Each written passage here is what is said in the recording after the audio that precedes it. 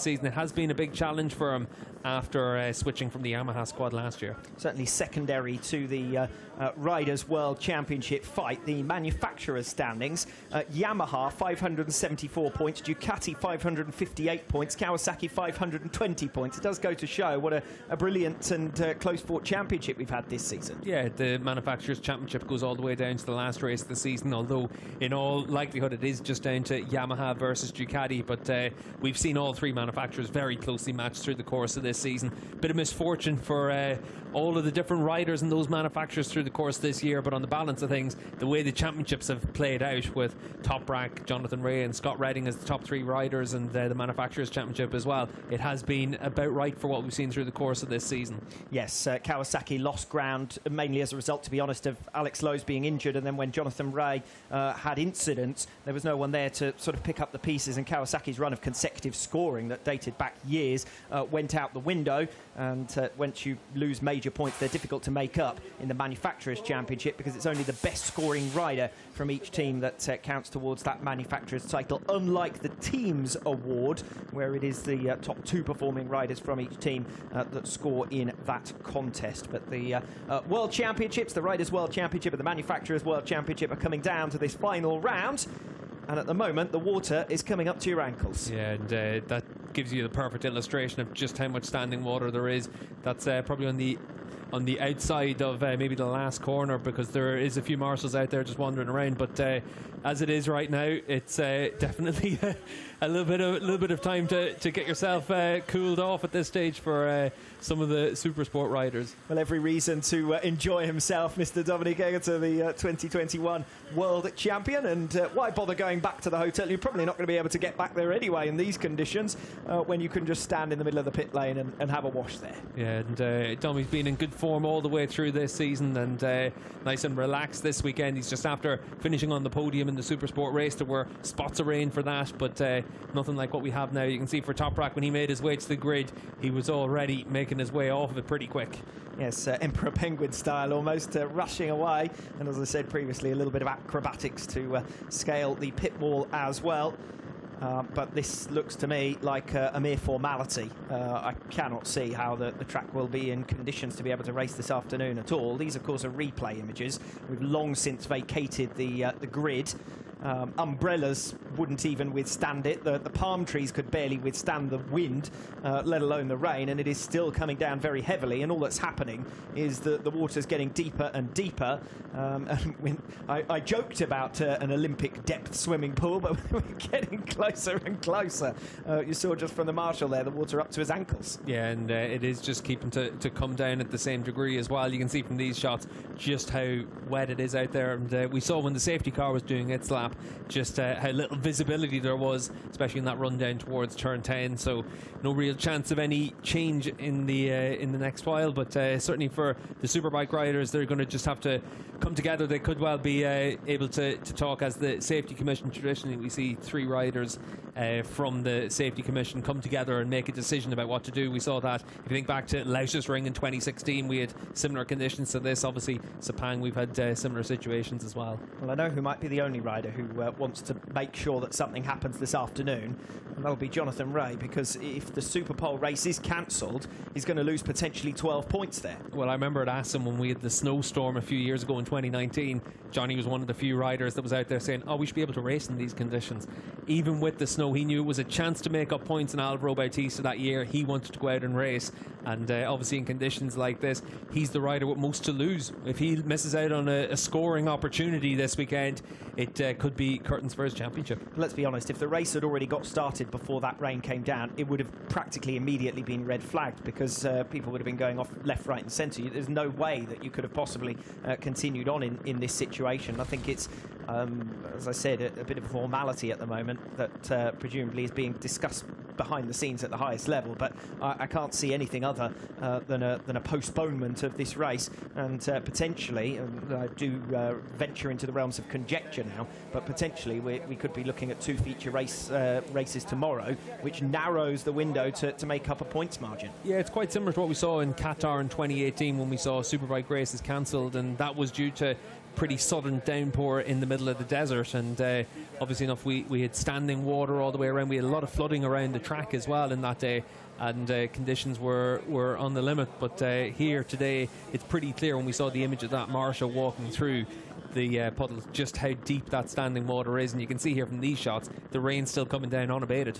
And the reason that I say most likely we're heading towards the territory of 2 feature-length races is that we've been in this situation of postponing race 1 before, just as recently as the Spanish round during the triple header, where race 1 had to be moved from day 1, as it were, race day 1, the Saturday, then took place on the Sunday morning, and race 2 raced in the afternoon. Now, I'm quite sure that if we were in that circumstance, some of the teams would be lobbying for all 3 races to be run tomorrow, but the schedule is intensely tightly packed. Yeah, and I think that's where decisions would have to be made, and definitely well above our pay grade, but everyone wants to see 3 races this weekend. The championship battle we've had all the way through this season has been tremendous. You can see for...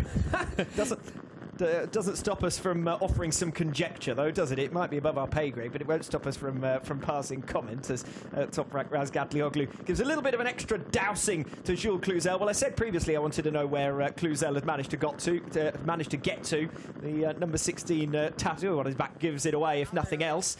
And he and Dominic Egerton before him already claps of thunder now, I think I could hear there, either that or something similar. But yeah, all going on at the moment out there, and I just cannot see how we could possibly be racing in this situation.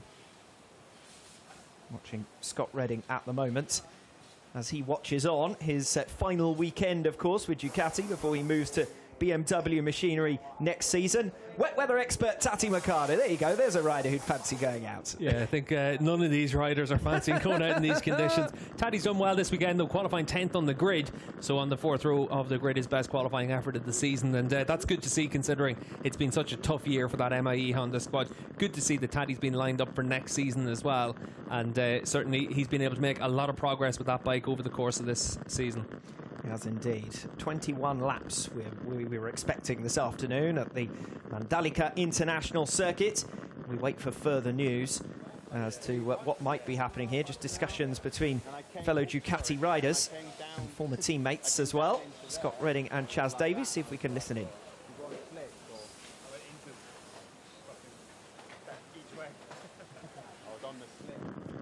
Yeah, just talking about tyres there. Yeah, we saw Scott leave the pits. He was out on slick tyres to get to the grid, and that definitely would have been a hairy ride for him as he made his way back around. And he was just saying that to Chaz Davis, and Davis was out there in the interest. We saw a few other riders go out in the full wet tyres, so everyone was a bit undecisive even at that stage. And now obviously they all come back to the pits and they'll all have war stories of their siding lap to the grid.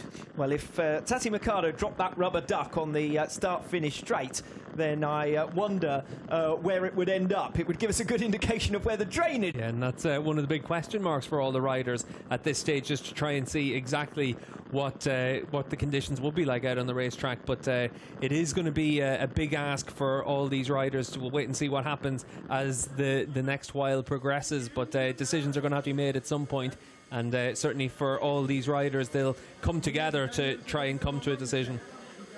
We are waiting to hear further news at the moment. Still discussions ongoing behind the scenes as to what might be the outcome of the current weather situation. I think you only need to look out of the window to see that the track conditions certainly not raceable at this current point, but also the weather not easing up to any great extent. Yeah, and there are a lot of dark clouds still in the area where the weather has been coming from, so that is the challenge. And you can see there for Jonathan Ray just giving Jake his son there a little bit of good luck for his football match later on, and then telling Tyler to get himself to bed. Yeah, Jake and Tyler back to bed because we're clearly completely different time zones and so on, and a reminder that the riders know as well as we do that there can't be any racing in the current conditions, and so go back to bed. You're not going to miss anything. Is pretty much the current answer.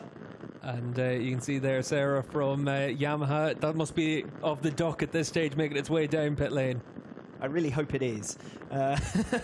Tati Mercado, we saw, didn't get to see what the message was that he'd attached to the duck as well, but I'm sure there are a fair few stories going on behind the scenes, and I'm sure those are all being captured as well. But at the moment, the story trackside is the driving rain that is going to play its role in the championship showdown. Well, we wished for this, so this is all our fault. It's not quite come down in the way that we expected or the way that we might have hoped. We wanted it to be a dramatic extra situation for the championship contenders to face. They faced pretty much everything else as well as one another over the course of 2021.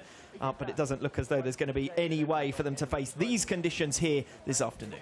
Yeah, and certainly they'll make a decision fairly soon about that. But the riders, you can see, they're in no rush to be out on track. They know exactly what the conditions are like, teams as well. So as it is right now, it's definitely a little bit of a wait for everyone until we're able to find exactly what the schedule is going to be and whether or not we'll be able to get racing today.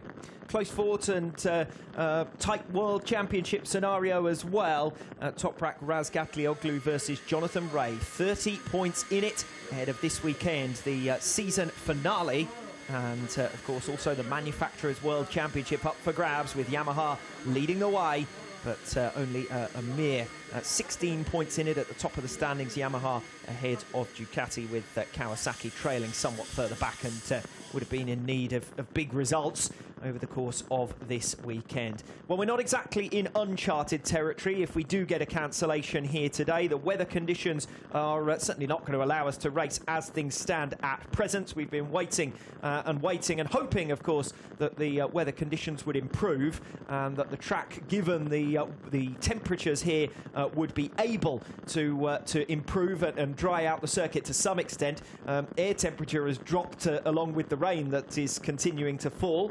So even if it did dry up now, it would take a significant amount of time to clear that number of centimetres of water. You saw the marshals walking around the track with that water up to their ankles earlier on, and no sign at the moment of that changing. We wait for official confirmation, but as you can see along the bottom of your screen, that decision will be taken around 4 p.m. local time. So we will be signing off from the Mandalika International Circuit in a few minutes' time, and then we will wait to hear whether there is any good news to come later on this afternoon. But certainly on the evidence of what we're seeing at present, it could well be a goodbye for now. Yeah, you can see Jonathan Ray's gotten back into his civvies now at this stage, and he's not going to be the only rider making that change. As you said, Alex, by 50 minutes time, that's when we'll get an update on what to do with the schedule. So for everyone else, they just need to try and keep themselves calm at this stage and just see what happens at the top of the hour. Fun and frolics has been the story of this afternoon. A planned race one from the 2021 Pirelli Indonesian round. But we'll have to wait and see when we can finally get underway with the first ever Superbike World Championship race around this venue. For now, at least, it's going to be a goodbye from the Mandalika International Circuit.